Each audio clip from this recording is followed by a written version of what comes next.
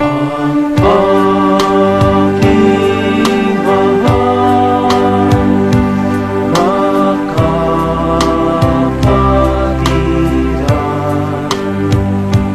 ang tao gamafiang siyang patnubay sa buhay.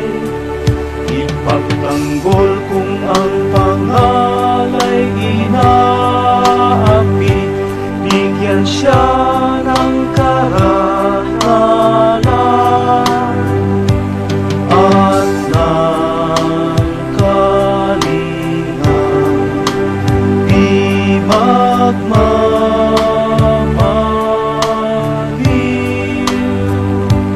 at ng kalinga. Di magmamaliw